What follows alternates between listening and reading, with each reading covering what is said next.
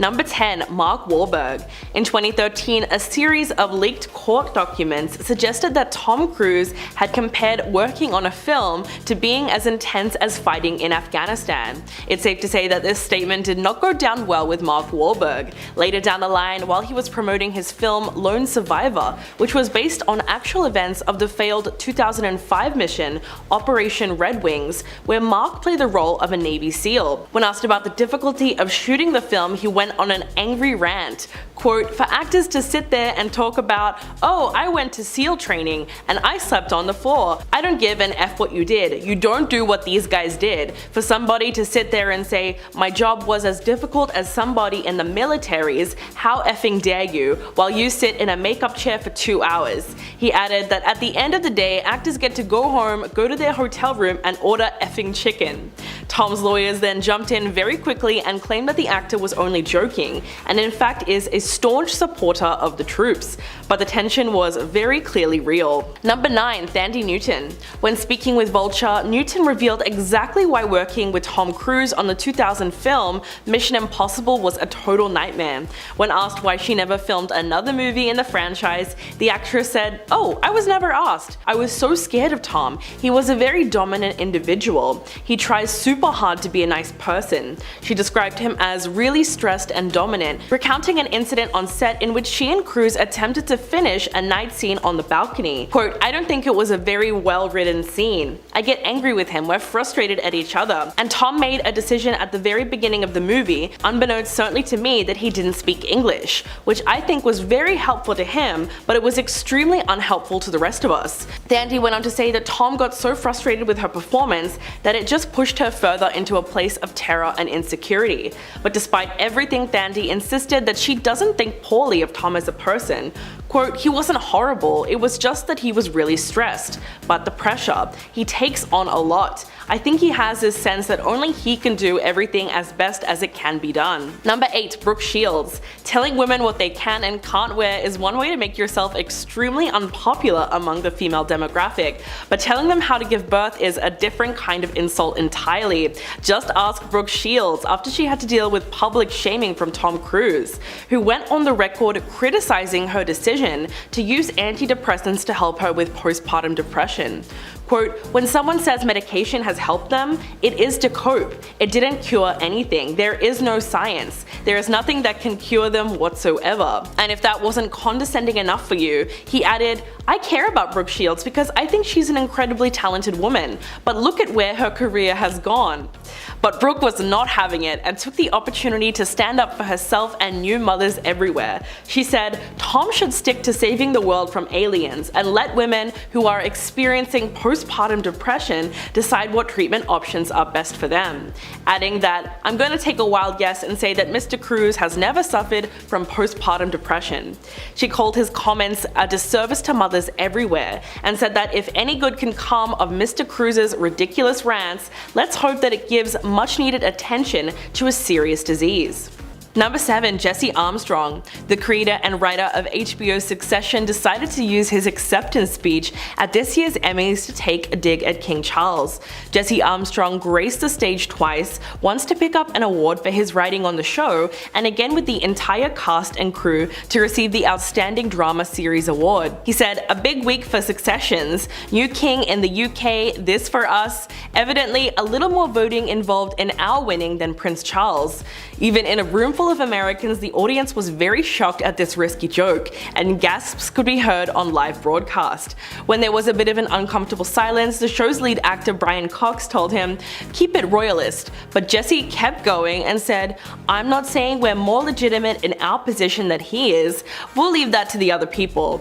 According to eyewitness accounts, there was very little laughter in the room and most people just felt plain awkward. Number 6. Tony Blair. The royals are expected to understand that party politics and individual politicians are totally off limit for public comment. Former British Prime Minister Tony Blair was so furious about Prince Charles's behaviour during his time in Downing Street that he reportedly complained about him to Queen Elizabeth. He accused Charles of crossing the line and meddling in political matters by trying to influence government policy. The ex-Labour leader was said to have become exasperated by his interventions over agriculture theatre, the armed forces, architecture and homeopathy, and even genetically modified foods. Then scandal erupted for both men in 2015 when they became embroiled in the scandal known as the Black Spider Memos, which was a collection of 27 letters that Charles sent from 2004 to 2005, lobbying the British PM for the policy changes that he hoped for. This was a pretty big controversy, considering that members of the royal family are supposed to stay out of politics and remain neutral, especially the ones who were always destined to be king. Number 5. Princess Diana. When Prince Charles wed Diana in 1981 in front of a global television audience of more than 750 million people, the couple seemed to be perfect for each other. But behind the scenes, the marriage had extreme problems, and it became apparent that Charles was having an affair with Camilla, the Duchess of Cornwall. A heartbroken Diana bravely decided to expose the affair in an infamous 1992 interview, saying, "There were 3 of us in this marriage, so it was a bit crowded." Subsequently, Charles publicly admitted to being unfaithful in his own interview, and the couple eventually divorced in 1996. With his admission of guilt, there was already public outrage growing against him, but it all came to a head when the princess was killed in a Paris car crash in 1997. From that point on, there were vitriolic outpourings in the press against both him and Camilla, and his popularity sank to an all-time low. So the British public, who is still very protective of Diana, still haven't been able to forgive Charles for how he treated her during their ill-fated marriage. Number 4. Richard Rogers. The award-winning British architect had made it known that when it comes to his career and livelihood, his biggest enemy is King Charles, who has used his power and influence on several occasions to step in at the last minute and object to Richard's designs. In one instance, Charles personally wrote a letter to his client, the Prime Minister of Qatar, another royal, to say that Richard's design was too modern to be built on a site that was so close to Christopher Wren's 17th century Chelsea Hospital. So the architect was kicked off the job, and the British architectural establishment was up in arms. Richard said, "I don't believe that the Prince of Wales understands architecture. He thinks it is fixed at one point in the past. He occupies a privileged position, and he should not use that to damage the livelihoods of the people that he disagrees with." While it's common knowledge that Charles has a huge disdain for modern architecture, which is probably classist in some way or another, it seems as though he is not above ruining someone's career over his taste in buildings. Number 3. Katie Holmes. Back in 2012, the former Hollywood power couple Tom Cruise and Katie Holmes announced to the world that they were getting a divorce after 6 years of marriage. News of the A-list split sent shockwaves through the world of show business and sparked waves of rumors and speculation as to why the pair decided to call it quits. After a whirlwind romance, the couple got married in a luxurious Italian wedding ceremony and welcomed their first child together, Suri Cruz. So their divorce came as a shock to everyone. The major reason was allegedly Katie's aversion to raising their daughter in Scientology.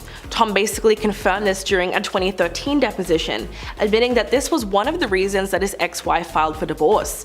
He also revealed that his daughter, Suri, who was just 7 years old at the time, was no longer a practicing member of the Church of Scientology. This was a pretty surprising admission, considering that those who leave the religion are often cut off from other practicing members, which is probably why Katie won sole custody of Suri, which reportedly included ironclad rulings that she would not be exposed to anything Scientology related. And to this day, it appears as though the former couple aren't exactly on good terms, as Tom reportedly hasn't even seen his daughter in years. Number 2. Mickey Rourke. In a new interview with Piers Morgan Uncensored, the boxer turned actor was asked about Tom Cruise, and he made it quite clear that he wasn't a fan at all. It was mentioned that his new movie, Top Gun Maverick, made over $1 billion at the box office, and Rourke said, "That doesn't mean jack to me. This guy's been doing the same effing part for 35 years. I got no respect for that." Rourke went on to list some of the actors whose careers he does enjoy and admire, unlike Tom's. And when Morgan asked whether or not he thinks of Cruise as a good actor, Rourke just said, "I think he's irrelevant in my world." And back in 2005, when Tom criticized Brooke Shields for taking antidepressants, Mickey spoke out against him then. Quote, "My therapist saved my effing life and my career. I don't care what Tom Cruise says about therapy. F him." Picking on poor Brooke Shields. People need medicine and they need therapists. Let the Scientologists go effing live on a planet of their own. He was referring to the fact that Scientologists strictly oppose psychiatry and therapy as it goes against their core beliefs. So he's made it pretty clear that he doesn't think very highly of the Hollywood star. And coming in at number 1, John Travolta. Both are active, high-ranking members of the Church of Scientology, but it has been since revealed that the two are not exactly friends. The truth came out when a former bodyguard from the church, Brendan Teague, revealed in 2018 that John Travolta was furious when Tom achieved the highest honor in the organization in 2008. He was awarded the Freedom Medal of Valor from the leader of the organization, David Miscavige. This award is only given to its most dedicated member. John was also said to be frustrated over the fact that Tom has become a major player in the church, and to this day is one of the best known members in the world. Brendan Teague claimed that this event left Travolta feeling extremely jealous. Eventually he grew so angry that he decided to express himself and wrote a scathing letter to Miscavige, which reportedly included the question, "What the hell was this medal all about?" The reason being is that the actor believed himself to be the most dedicated member of the church, and had allegedly introduced more members than any other celebrity. So when he was passed over for the award, John began to despise Tom.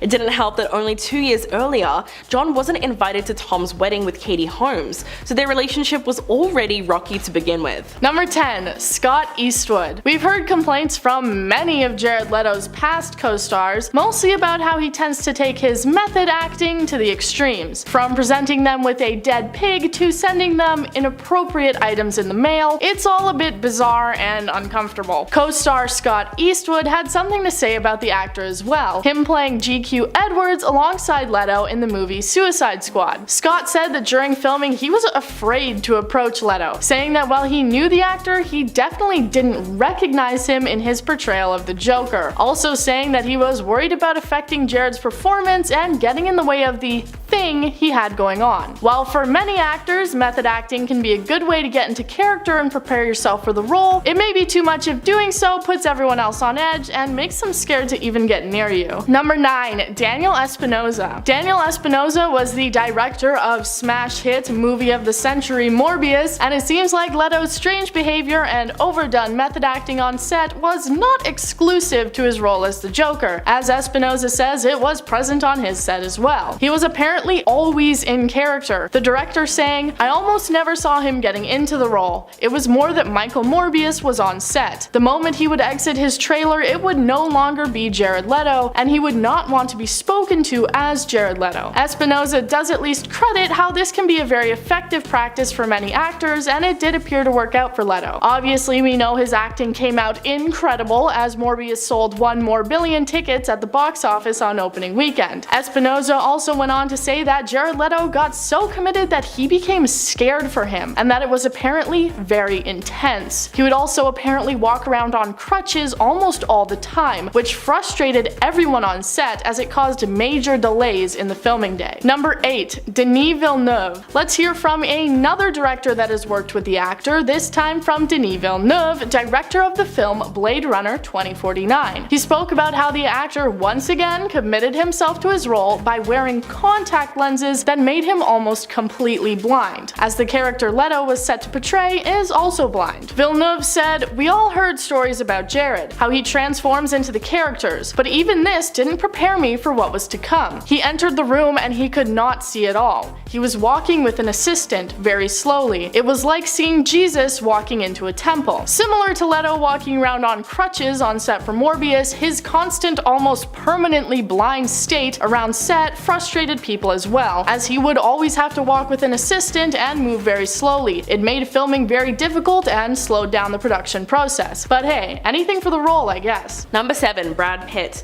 Although the two A-list actors have a lot in common, especially when it comes to their careers, they allegedly couldn't be more at odds with each other. In fact, rumors have it that they have been feuding for 25 years, and it all started with one movie, 1994's Interview with a Vampire. The hit horror film where both actors had starring roles really ignited their resentment for one another. And even though the film was nominated for an Oscar and a Golden Globe upon its release, Brad said that he was miserable on set and that Tom being there certainly didn't help. And when asked about his co-star in an interview, Brad did not bother to hold back his feelings at all. Quote, "He bugged me. There came a point during filming when I started really resenting him. He's North Pole, I'm South. He's always coming at you with a handshake, whereas I may bump into you. There was this underlying competition that got in the way of any real conversation. Fast forward to 2009, when both actors were starring in World War II dramas, Brad in Inglourious Basterds and Tom in Valkyrie. Not only was Brad's film way better received, but to add insult to injury, he reportedly called Tom's film a ridiculous movie. Number 6. Nicole Kidman. Although it's been over for decades, Nicole Kidman's marriage to Tom Cruise is still one of Hollywood's most talked about relationships. But at the time of meeting, he was still married to Mimi Rogers. Tom eventually divorced his first wife in February of 1990, and less than 1 year later, he exchanged vows with Nicole. They even adopted 2 children, Isabella Jane and Connor Anthony, and eventually went on to make 2 more movies together as a couple. But as we all know, their marriage was far from perfect, and they ended up splitting up a decade later in 2001. Looking back on the divorce, Nicole said, quote, "I was so young when I got married. I look back now and I'm like, what?" She told Red Magazine that she felt isolated during her marriage, and even when she won an Oscar, she described it as, "I was holding a gold statue and I was the loneliest I'd ever been." The divorce took Nicole by surprise, and it got very messy very quickly with the custody battle. In the end, Tom allegedly turned her children against her, as he was granted full custody of their kids, and ended up raising both of them to be Scientologists. But despite all the heartbreak, nothing beats that iconic photo of Nicole leaving her attorney's office, jumping for joy after their divorce was finalized. Number 4. Leah Remini. A former longtime Scientologist, King of Queens star Leah Remini opened up about her experiences in the church in her 2015 memoir Troublemaker, much to the disdain of Tom Cruise. In her book, Leah also made some shocking allegations about several well-known Hollywood celebrities. In fact, she recalled a time that she and her husband, Angelo, spent time at Tom Cruise's Beverly Hills mansion, when he invited a group of well-known Scientologists and other celebrities including Will and Jada Pinkett Smith. He announced to all the guests that he wanted to play hide and seek and pressured everyone to join in. Remini also explained another bizarre incident when Tom had a meltdown over cookies. Quote, "Once he wanted to make cookies, and there was a package of pre-packaged cookie dough on the counter. He asked, 'Guys, where's the cookie stuff?' Tom seemed like a child who had never been told no, and he screamed at his assistant.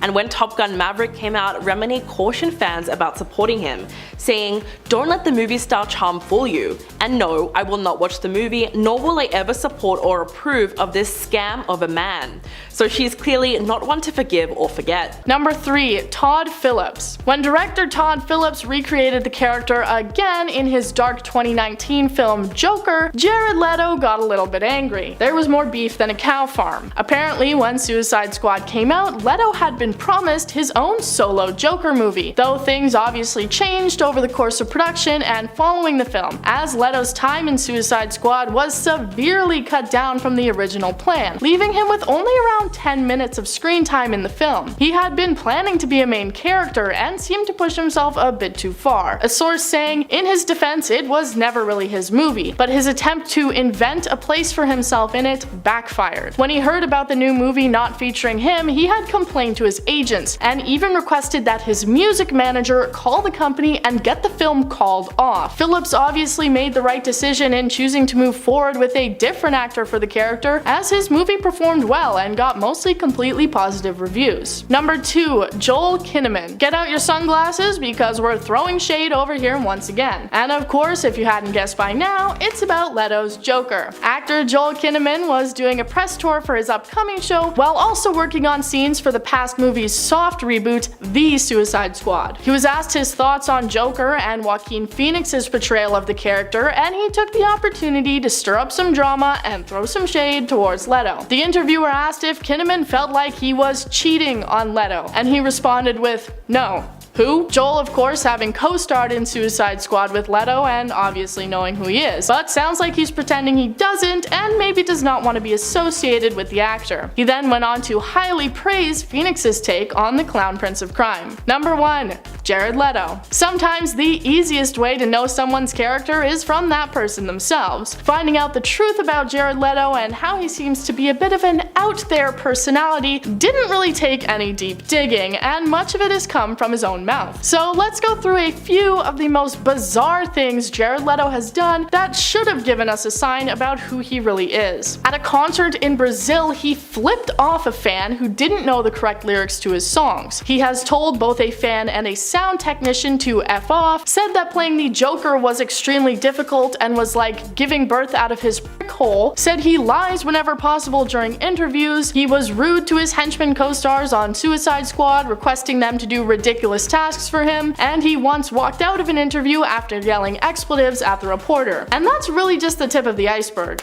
You can find plenty more if you want to look it up for yourself. Number 10. Prince Harry. Since stepping down from royal duties, Prince Harry has made his disdain for Charles pretty apparent, but he took his family beef to the next level when he criticized Charles's parenting on Dax Shepard's Armchair Expert podcast. The 36-year-old claimed that his father handed down a cycle of genetic pain and suffering to him, which is why he and his wife Meghan Markle moved to Los Angeles. Harry says that they got out of the royal family to break the cycle.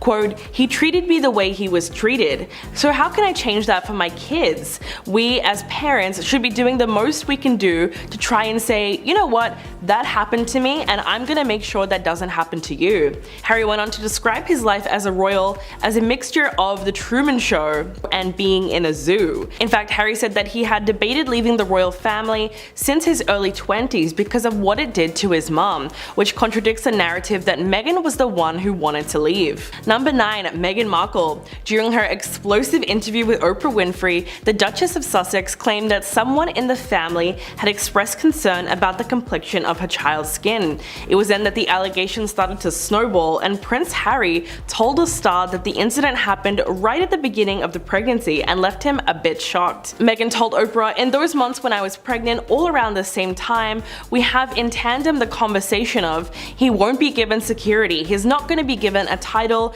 and also concerns and conversations about how dark his skin might be when he's born." Then a royal book by Christopher Anderson revealed that a source close to the family claimed that it was Charles who made the comment during a conversation over breakfast with his wife Camilla on the day that Meghan and Harry's engagement was announced. He allegedly asked Camilla, "I wonder what the children will look like," and lowering his voice asking, "I mean, what do you suppose the children's complexion might be?" So it wasn't exactly subtle. Number 8. Trevor Noah. The Daily Show host made it clear that he is not a fan of the new king at all and decided to make fun of his pen complaints. The British monarch got the whole internet laughing with his bizarre behavior because it was all caught on camera. The first time he frantically urged staff to clear the extra pens from his desk while he signed his accession proclamation. The second time was when he got really mad over a leaky pen, saying, "I can't bear this bloody thing. What do they do every stinking time?" But Trevor Noah thought he was being ridiculous and said, "What the hell was that? Did you see that thing that he did? He's also the ruler of an animal kingdom. I love how Charles says the pens leak on him all the time. You're literally the king of England, dude. If you don't like the pens, get different pens. I'm not an expert in the monarchy, but I'm pretty sure the hierarchy doesn't go Prince William, King Charles, and then the guy who buys the pens." Number 7. Lindsay Lohan. Actress and on-again, off-again ex-girlfriend of Jared Leto, Lindsay Lohan, obviously knows the guy pretty well considering all the time they spent together, especially when they co-starred in the movie Chapter 27, where Jared Leto played John Lennon's killer. Back in 2016, Lohan threw shade at Leto in regards to his portrayal of the Joker in Suicide Squad. On Instagram, she posted a collage of actors who had portrayed the character, including Leto, Heath Ledger, Jack Nicholson, and notably Brandon Lee in the movie The Crow. In the caption, she said, "Who wore it better? Who based his whole music and film career on the film The Crow?" accusing Leto of having ripped off the portrayal of the character from Brandon Lee's. Lohan also added,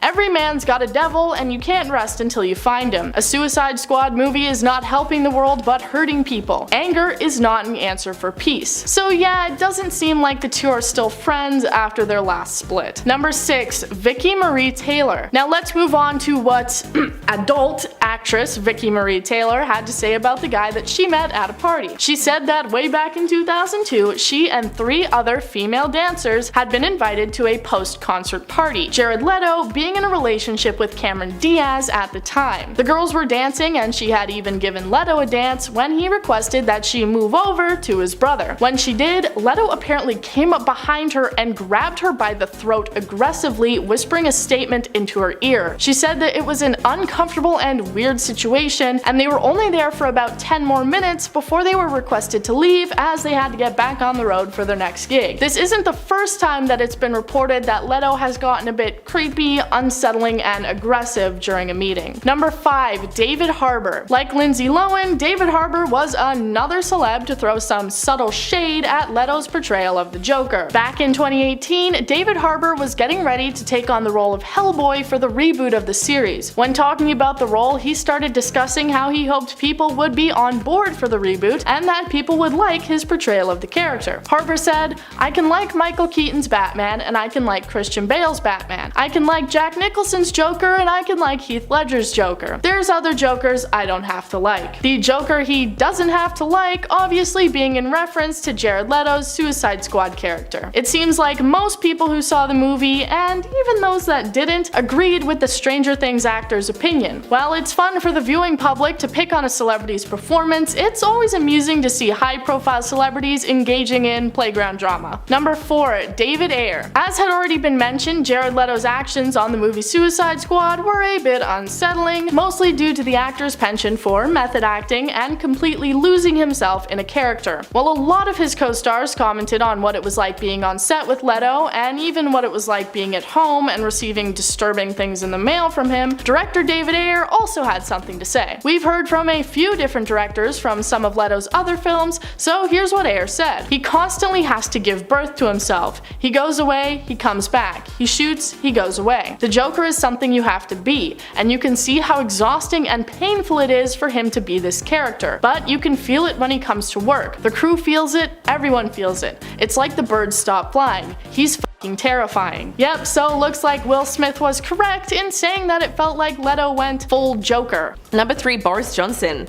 The former Prime Minister and the new reigning monarch always had a rocky relationship, but they got into a major spat when Boris started pushing the controversial Rwanda asylum plan. The policy would have allowed the government to remove asylum seekers who crossed the channel to the UK and send them to Rwanda to claim asylum there instead. In short, Boris thought it was a great plan, and Charles said that the idea sounded appalling.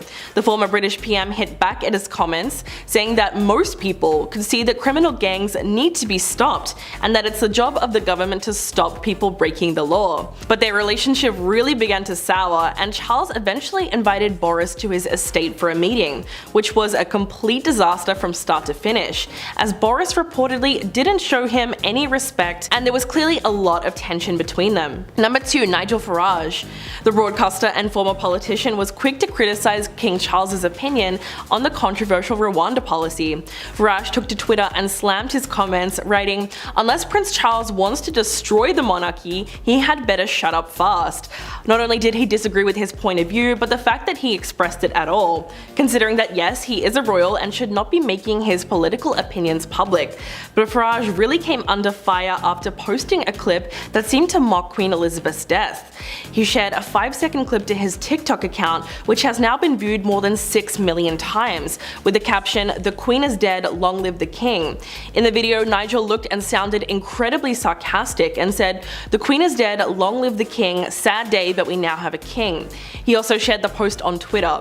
No one was really sure what he meant by it, but a lot of people thought it was inappropriate considering how little emotion he showed while making the announcement. And coming in at number 1, Princess Catherine.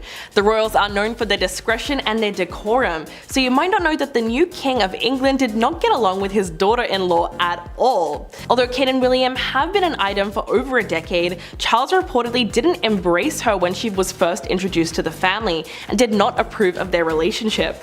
Part of the reason was because they were immensely popular, and Kate and William would send the media into a tailspin every time they left the palace. Their whirlwind romance began just a few years after Charles married Camilla, and unfortunately the older couple didn't seem too happy about sharing the spotlight with the younger couple. In 2011, the pair flew to Canada and LA on their first official trip as a royal couple. They reportedly hoped to impress King Charles, but all he seemed to care about was the fact that they posed in too many tasteless photos.